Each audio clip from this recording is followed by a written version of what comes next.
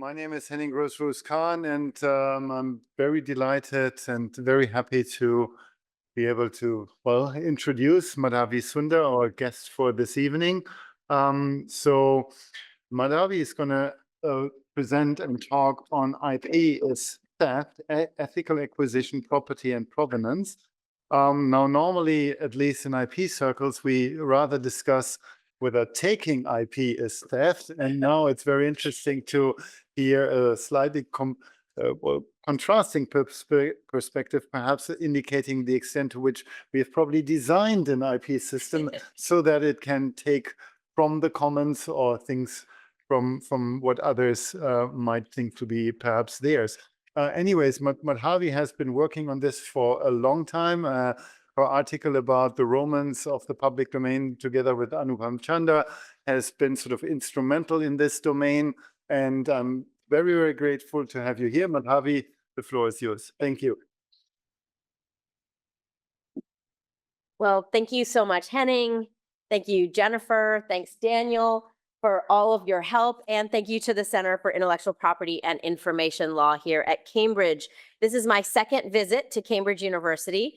I studied at the other Cambridge in the United States, and it was only on coming here about 18 months ago that I realized something about the provenance of the Cambridge name there, deriving from the beautiful River Cam here. So our Cambridge, of course, is on a different river, the Charles River. But this is a remarkable institution, and I'm really honored to join you all here this evening. So my talk is a mix of two papers. It's I'm kind of in the midst of these two different projects, and I'm simultaneously working on them. And I realized that they are becoming more and more intertwined. So on one side of the coin is the argument that intellectual property is theft.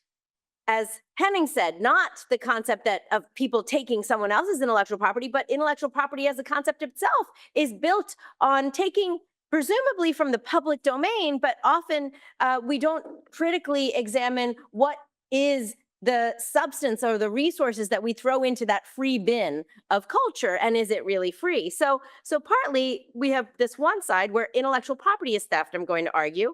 And just as critical scholars have brought heightened attention to dispossession and racial capitalism in real property law and property in enslaved persons, we are now seeing attention paid to unjust appropriation along racial lines in intellectual property law, as IP becomes increasingly entangled with claims of cultural appropriation of cultural property, traditional knowledge, music, dance, literature, fashion, and more. At the same time, we see that one response to the claim that IP is theft, ! Is a demand for disclosing the provenance of property. That is the origin story of that property, with an eye to whether the property's acquisition was just. So while I was working on the first project, I became recently more intrigued by the focus on provenance in property law, both formal and informal, and the sea change that this focus signals. So let me share a story. 30 years ago, on my first day of property class in law school, the professor stole a pen from one of my classmates. The antic served to demonstrate our first lesson in US property law, finders, keepers.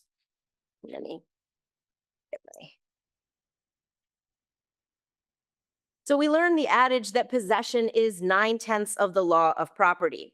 Nearly every area of property law, in fact, has long followed this logic. So the US Supreme Court paradoxically used a theory of possession and terra nullius to justify the dispossession of Native American land, granting rights in land to Western possessors based on notions of racial superiority, efficiency, and pragmatism. The theory that antiquities are the, quote, common heritage of mankind in cultural property law has justified ownership in possessors, largely Western museums and not origin nations, despite well-known histories of colonial looting underlying museum collections.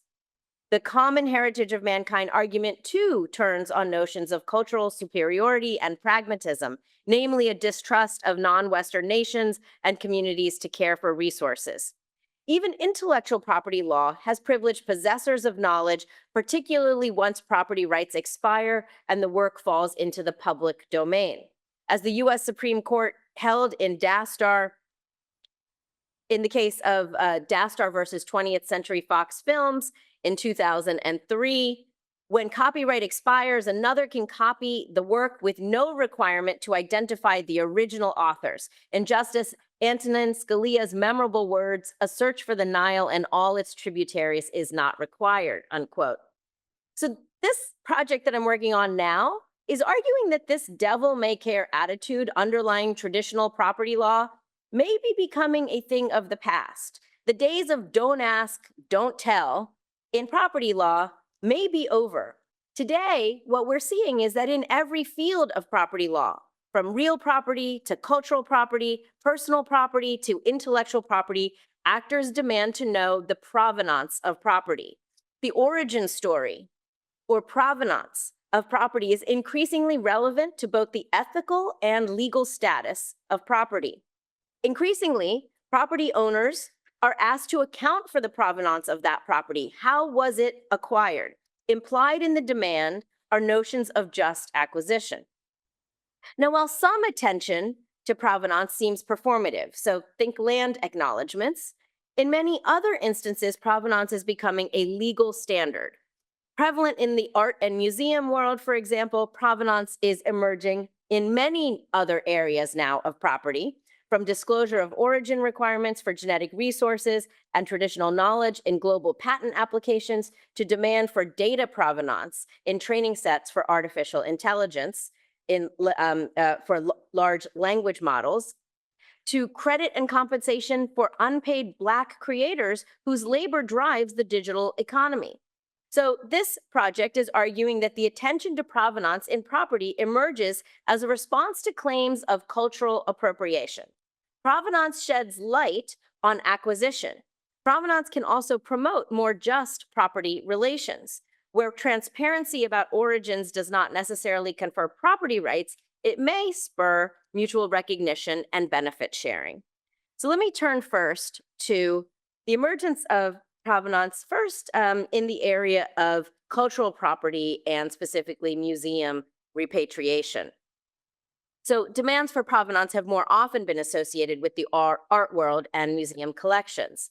And though the term is associated with this context, however, it was only really in the last decade, and even a decade ago, even many of the world's most venerated museums took more of a blind eye approach, turning a blind eye to evidence of illegal provenance, or so confessed curators at the Asian Art Museum in San Francisco recently. The museum announced that it is returning 4 Buddhist statues to Thailand after confirming, they say without very much difficulty at all, that the objects were stolen in a massive art heist 60 years ago. Before sending the precious objects back, the museum, however, is telling the provenance story of how the objects got to the museum in the first place. So coming clean about provenance in this context doesn't necessarily lay any legal groundwork for repatriation, but it is in the hope of helping the public understand that the return of the objects is not a loss, but rather an opportunity to move forward in more equitable collaboration with museums in Southeast Asia that lies actually, I was just having coffee earlier with one of your colleagues, Professor Lionel Bentley, and he was describing this. He says he's thought about this as in terms of expressive remedy. So here we see the museums turning to this expressive remedy in Professor Bentley's terms to tell their provenance story as their mission. So repatriation with a commitment to telling that provenance story, however ugly, is the purview of more and more museums today. So the Smithsonian Museum of African Art in the United States recently repatriated 29 Benin bronzes that were taken from Nigerian kings in a British raid in 1897. The British stole 10,000 valued objects and burned down the Oba's palace. Now the Smithsonian Museum of African Art has borrowed 9 bronzes back to tell this story of unjust acquisition premised on colonial violence, coercion, and theft. Even the British Museum, which has thus far not repatriated any of the looted objects in its vast collection on the ground that the 1963 British Museum Act prevents it from doing so, has recently hosted a critical exhibition by the Guyanese British artist Hugh Locke called What Have We Here? And the exhibit probes ethical questions underlying the collections of the British Empire.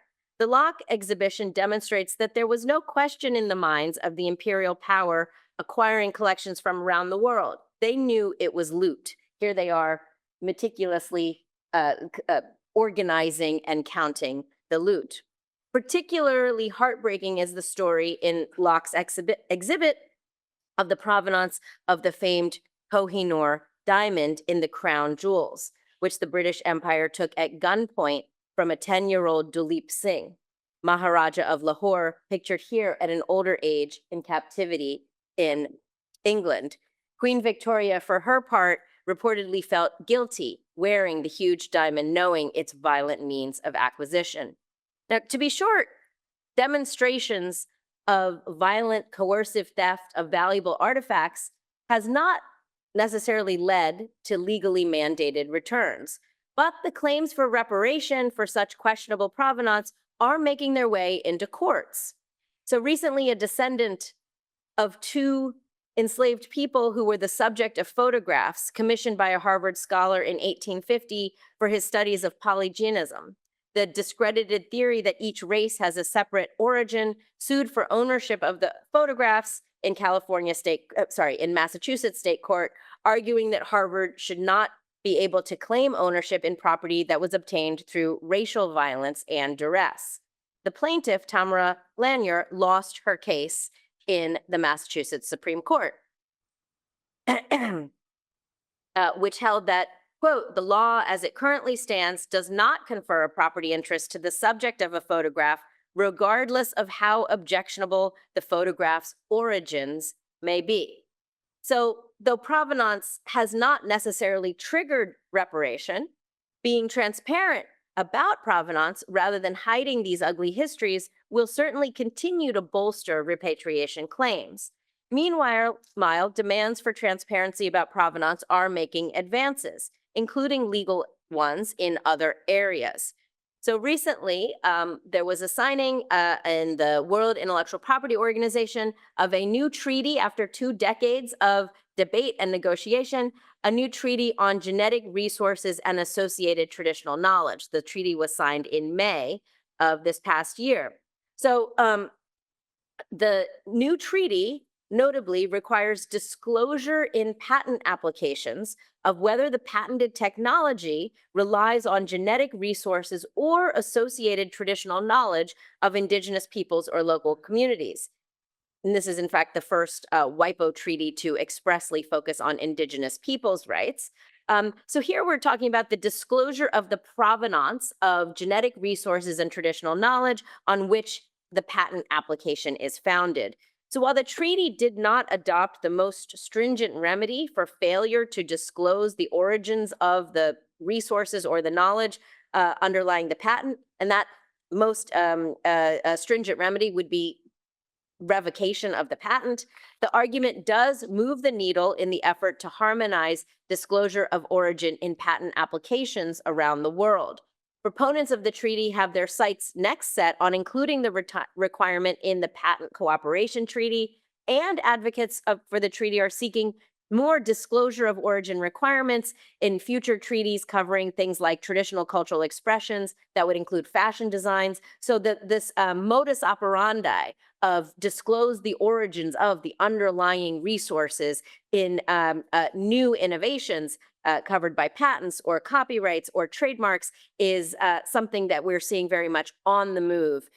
While disclosure of origin requirements, again, don't necessarily create property rights in the genetic resources or associated traditional knowledge per se. Indeed, both are often excluded from traditional intellectual property protection because the resources are not new. But shedding light on the acquisition of patented knowledge improves efficiency in the patent system by preventing bad patents when the technology sought to be protected just isn't new. Transparency also serves to make visible and give credit to the indigenous and local communities who stewarded and cultivated the genetic resources, and local communities who helped to develop the associated traditional knowledge about them. And credit gives rise to moral, if not legal, claims to benefit sharing and compensation.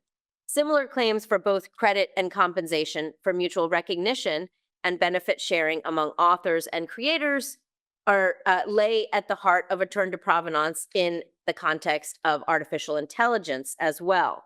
So nearly 40 cases have been filed in the United States thus far involving copyright owners in all areas of creative expression, from visual images to newspaper articles to novelists.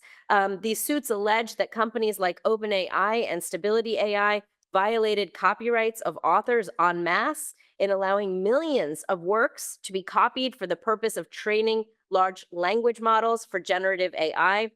So and I recommend, if you want to get a good overview, if you aren't already familiar with the website by Professor Ed Lee in the United States called Chat GPT is Eating the World. It's a great website that is really keeping track of these numerous litigations as they're arising and the developments in them.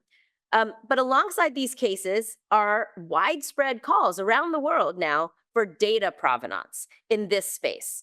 Tracking the data to tag who and what fed the large language models has a number of goals, including, like we saw with the disclosure of origin requirements in the genetic resources example, the identification of contributors who may deserve credit and compensation from OpenAI and others, who are arguably being unjustly enriched by extracting copyrighted content of others.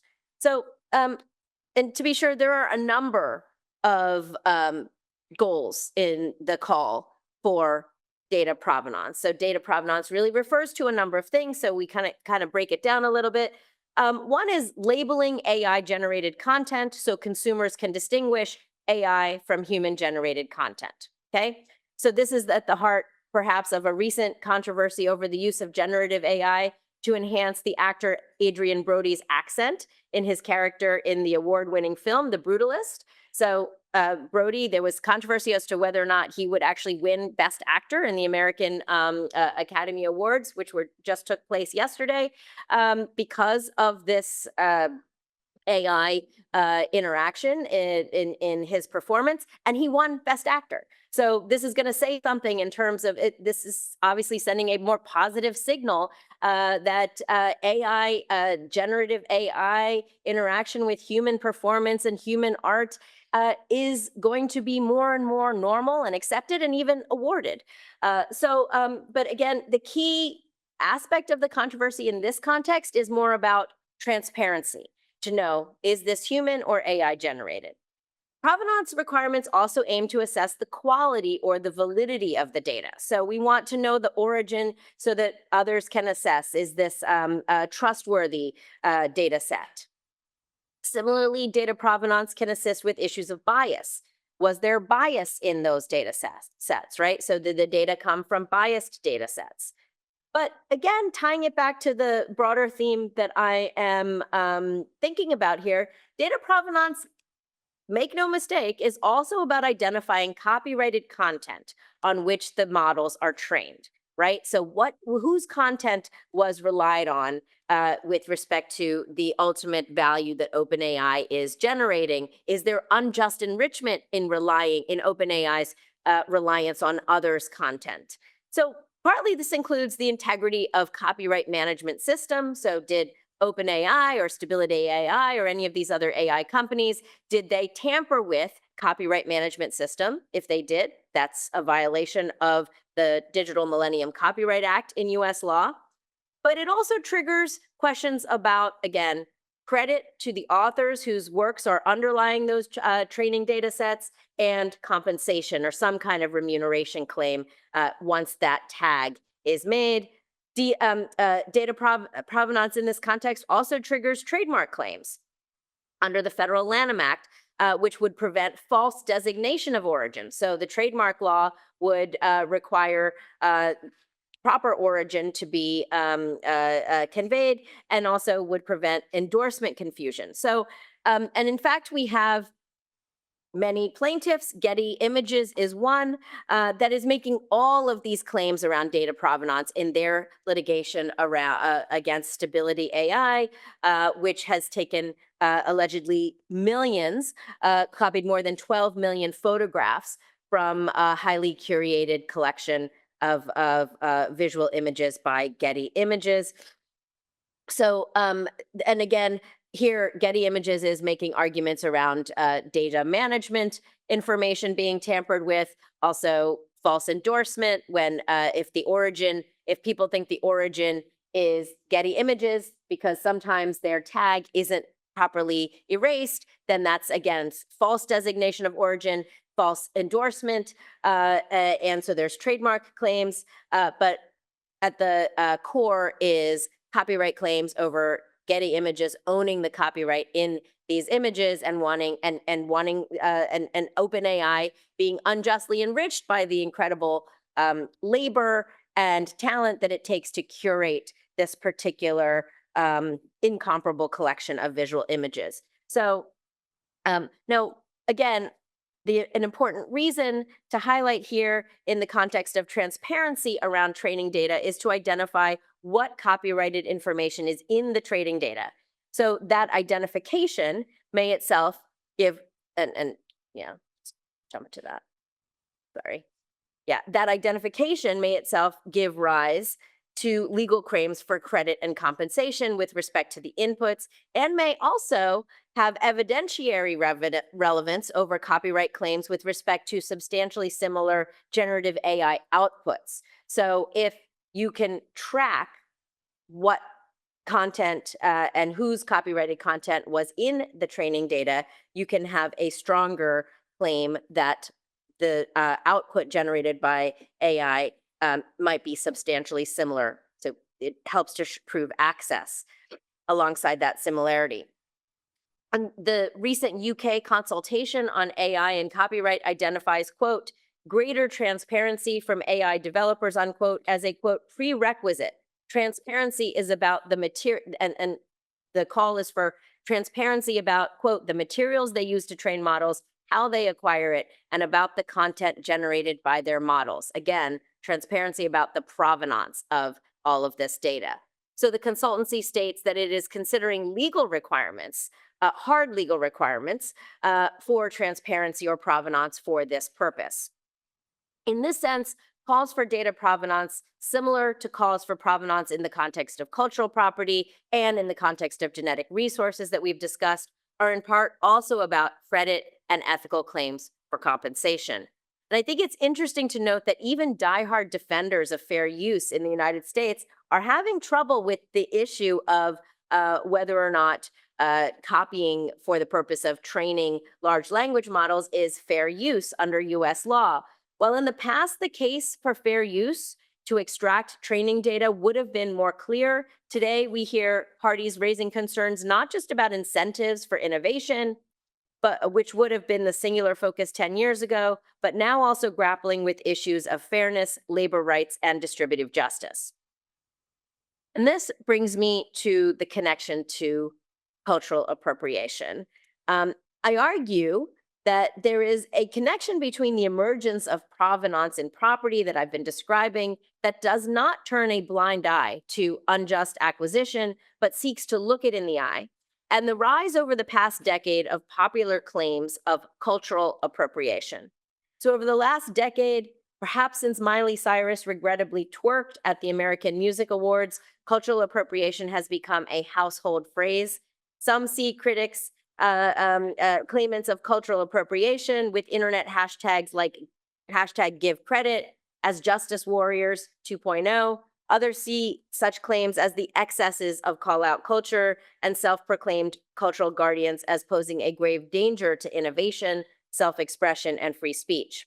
Indeed, many object to the very concept of cultural appropriation as a fundamental misfit with culture. Picasso said, "Art is theft." Innovation, we know, thrives on homage and borrowing from creators, past and far-flung. And let me say from the outset that I agree that intellectual property law's subject matter, culture, is marked by constant interaction, dynamism, and hybridity. The idea of owning culture has long been contested, including in my own scholarship, which has affirmed the circle of creativity and culture. A recent book by Martin Puchner similarly is a battle cry against conceptualizing culture in terms of property and ownership. Puchner shares stories of cultural exchange and innovation and borrowing throughout history and across the world, and concludes that, quote, we need to find a different language than that of property and ownership for culture. Even the prominent ethicist and philosopher Kwame Anthony Appiah has derided popular claims of cultural appropriation, concluding that ownership is the wrong model and that the idea of cultural appropriation, he says, is ripe for the wastebasket, unquote. Now, despite being sympathetic to these accounts of cultural hybridity and the dangers of property and culture, my project is to problematize these well-intentioned critiques of cultural appropriation. In the simplest terms, my critique of Appiah and Puchner is that their celebratory accounts of cultural mixing, hybridity, and innovation fail to acknowledge that cultural exchange takes place against sharp differentials in power and knowledge. Now, how am I defining cultural appropriation? Well, I reject broad definitions of cultural appropriation as just simply the taking of culture from a group that's not your own.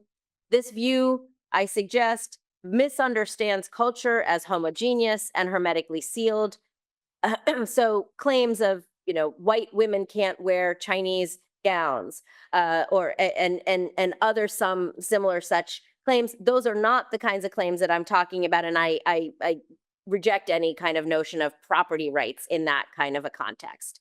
I focus, however, on power issues because inequalities of power fraught by the forces of colonialism and racism, they really do lie at the heart of the cultural appropriation claims that capture our moral and legal consciousness today. So the harm of cultural appropriation, I argue, against the backdrop of power inequalities is twofold. So first is a representational harm, where a dominant group's control over the images of a subordinate group allows the subordinate group's image to be distorted and redefined. So here in my project, I'm looking at things like racist brands. So the use of Native American distorted imagery, names, epithets as brands for sports teams, commercial products, et cetera. So I'm looking at things like that under this first category. The second category is that the commodification of a subordinate group's representation redistributes the material benefits of that innovation away from the subordinate group toward the dominant group. So to paraphrase the philosopher Martha Nussbaum, this is the distributive justice question, which asks, who makes the money and is any of it mine? A growing popular consciousness, I suggest, about these twin harms of representation and remuneration and the links between representation and distributional justice have found voice in debates about cultural appropriation. So connecting back to provenance and property, the twofold goal here is credit and compensation. Notably, today's culture wars turn increasingly on formal intellectual property claims to attend to the legal and ethical implications of dominant cultural creators taking, disparaging, and profiting from the innovations of historically disadvantaged creators. And indeed, we see these kinds of claims in every sphere of cultural production, from music to dance to fashion to video games, and as increasingly fraught with claims over cultural appropriation. In spheres from dance to fashion, public consciousness is shifting about the propriety of claiming real-world creative people's knowledge just being there for the taking in the free bin of culture for the taking of dominant cultural players. So I'm just going to focus a last example here, which still connects this theme of provenance tracking, but now around issues of the digital economy, and particularly around claims of what we're hearing around digital blackface. So claims for racial misappropriation are expressly driving the turn, again, to provenance in the context of AI. So in April 2023, we saw the release of an AI-generated fake Drake song that raised concerns around the world that Black performers' voices and styles in particular would be mimicked by generative AI, usurping credit and compensation for Black creatives. To be sure, not only Black creators are facing this fear. So notably, the actress Scarlett Johansson's voice was allegedly copied without credit or compensation by OpenAI, and numerous other celebrities are experiencing or concerned, deeply concerned about this. I was actually at OpenAI's offices talking with general counsel and the head of IP counsel on the same day that the story about Scarlett Johansson broke. But in particular, this has been a long-standing concern among Black creatives in the digital economy with respect to usurpation of voice, gesture, dance, movement, style, and vibe as well. So it goes very deep. Black dancers, entertainers, and choreographers have similarly, in fact, even sued about appropriation of their dance choreography, gestures, and movements online. For example, Epic Games was sued by Black creators, was sued for copying a number of Black creators' dance moves sold to the tune of billions of dollars as emotes in the blockbuster video game Fortnite.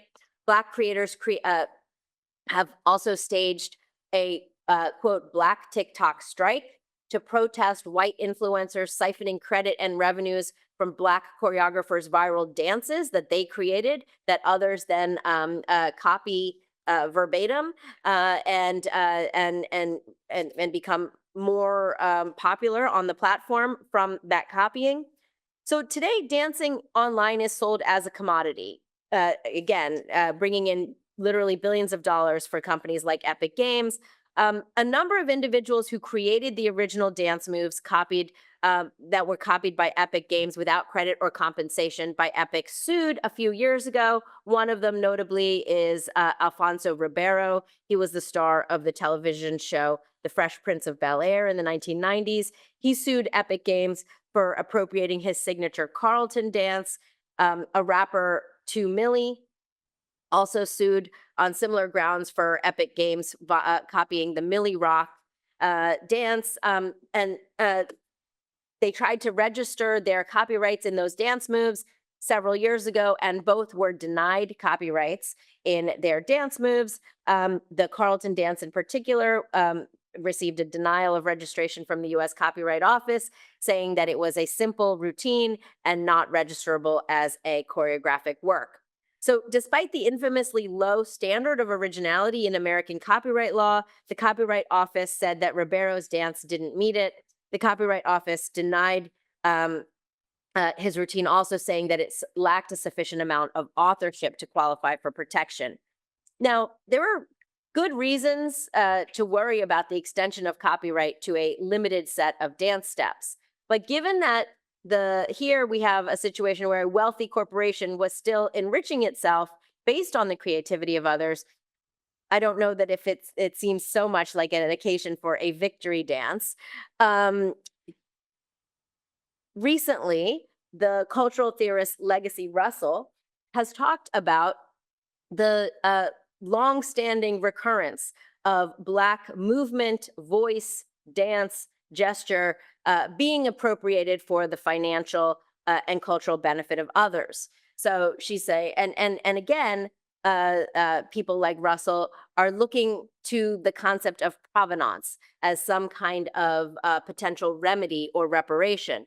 Our very definitions of provenance must be better stipulated and restructured to encompass the study of Black movement and sound as they travel digitally, she argues. And again, there has been a movement online, again, #GiveCredit, with respect to TikTok dances, for example, where influencers are now more careful to #give credit to the original choreographers. But there's also the argument by many of these dancers and Black creatives that credit isn't enough. As Legacy Russell says, we need to give Black memes their royalties. And of course, many of these claims harken back to a history of cultural appropriation by white creators of Black sound, style, gesture, and movement. Elvis painstakingly studied and mimicked Black performers like Jimmy Sweeney. not only did Jimmy Sweeney have no recourse back then, property and intellectual property law actually facilitated the appropriation. So copyright law made theft into property in a number of ways. One, it allowed sound-alikes. So sound-alikes were not covered by the copyright. Voice also was not copyrightable. And this is why currently voice remains unprotected under copyright law in the United States, though that void is being filled by the right of publicity in many states in the United States, and potentially by a federal right of publicity in the age of AI. Now, ironically, the right of publicity, which was decried as an overextension of property rights in voice and image about 20 years ago, is now being sought at the federal level by the U.S. Copyright Office. In addition to a potential new federal right of publicity, we are seeing states from Tennessee to California, as well as other proposed federal laws like the No Fakes Act in the United States, adopt provisions for protecting image, voice, and likeness. In fact, in Tennessee, they have unironically adopted a new Elvis Act to protect the voice of musicians against AI appropriation. So today, copyright and right of publicity law may finally be stepping in to fill this gap between credit and compensation for Black creators. There have been a couple other important notable movements in the law that I'll just highlight. So in 2020, Jekyll Knight, who is the choreographer for Beyonce and other artists like Megan Thee Stallion, he became the first pop choreographer to successfully register copyright in his iconic Single Ladies choreography. So this is the first, in 2020, the first copyright for choreography in popular dance, okay? And he is now trying to encourage other choreographers, and particularly Black creatives and choreographers, to think about using copyright to protect their gesture, their movement, mostly against, not against viral use by the public on TikTok, but really against corporations, companies like Epic Games and Fortnite. So that groundbreaking, really revolutionary copyright that was registered to Jekyll Knight in 2020. We are now seeing more choreographers move in that direction, and there was a groundbreaking legal decision in the United States in 2023. U.S. Federal Court of Appeals for the Ninth Circuit upheld the choreography, copyright in the choreography of Kyle Hanagami, who obtained copyright in a choreography of a 5-minute dance that he did to Charlie Puth's song, How Long? And just a snippet of that choreography was copied as an emote by Epic Games in its game Fortnite. The Ninth Circuit upheld that this was a copyright violation, that snippet took the heart of the work of Hanagami's work. And the parties have eventually settled before it could be appealed to the U.S. Supreme Court. So, and interestingly, since this 2023 decision, last summer, the U.S. Copyright Office, which was asked to reconsider the denial of the registrations of Alfonso Ribeiro and 2 Milli, which had been rejected several years ago, they have now reversed that decision and granted copyright in those choreographers, in those dancers, much smaller works of choreography. So to sum things up today, the ethics and law of cultural appropriation are changing, and we are witnessing a turn to provenance as a partial solution. And partly we can see this as part of a new moral political economy. And this is the idea that a vision where of a more inclusive cultural economy, where we recognize and give credit to more innovators, diverse innovators, but also arising from that credit is also claims of distributive justice and compensation. So I think I'm going to leave you with another thing that we are seeing, though, is that the ethical claims around unjust extraction and acquisition, with respect to cultural appropriation claims arising largely from claims of racial capitalism in the cultural sphere are now also being appropriated just more generally.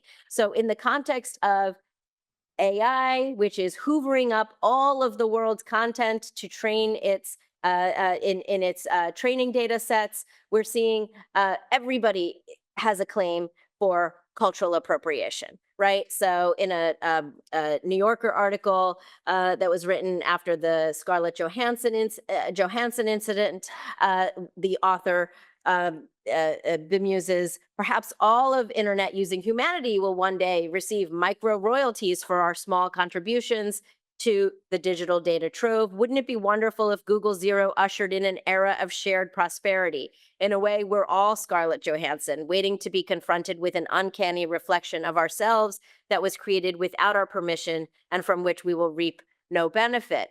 So again, there's a question here as to whether or not an increasingly generic focus on platform capitalism, data extraction, and provenance to track data extraction, does this threaten to undermine the acknowledge of racial capitalism in creative industries, past and present, and the potential for copyright and other IP rights to serve as reparation?